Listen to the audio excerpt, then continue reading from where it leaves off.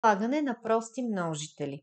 Това означава, че ще вземем едно число и ще го разложим, т.е. ще го делим само на прости числа, на които това число може да се дели.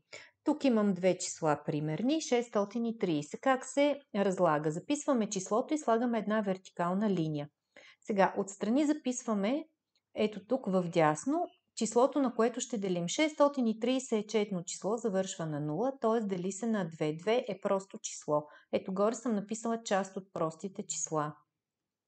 Ще делим 630 на 2. 630 делено на 2 прави 315. Сега 315 вече не може да се дели на 2, тъй като 5 е нечетно число. Търсим следващото число, просто, на което можем да разделим. Следващото просто число е 3. Да видим дали се дели на 3. 3 плюс 1 е 4, плюс 5 е 9. Да, дели се на 3. Сега, това, което може да направите, може да разделите на 3, но виждаме, че 315 завършва на 5, т.е. то се дели и на 5. Може да разделите и на 5. Няма значение на кое число ще разделите.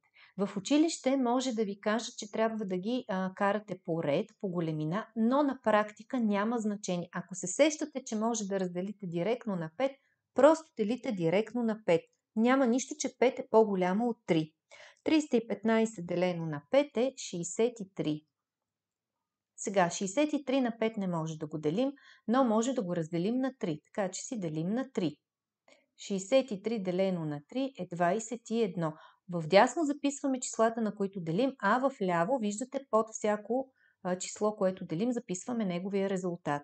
Сега 21 можем също да го разделим на 3, получава се 7 и 7 е просто число, така че делим 7 на 7, 1. 630 е равно на 2 по, сега тук е хубаво да ги подредим по големина, по 3, по 3, по 5, по 7. Това означава представяне на числото, разлагане на числото на прости множители или представяне на числото като произведение от прости множители. Нека да видим следващото число. 352. Виждаме, че е четно, дели се на 2. 352 делено на 2 е 176. Можем ли да го разделим на още 2? Може, така че продължаваме на 2. 176 делено на 2 е 88. 88 също се дели на 2. Продължаваме с 2. Получава се 44. 44 също може на 2. Получаваме 22.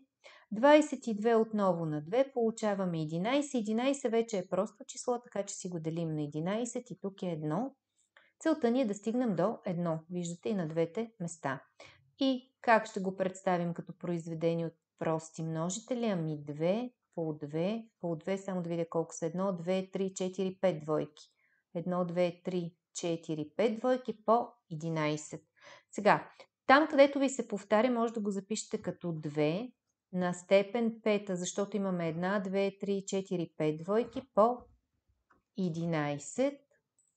Както и в предишното, може да го запишете като 2 по 3 на степен 2. Ето тук горе записваме 2, защото имаме два пъти умножаваме тройката и записваме горе.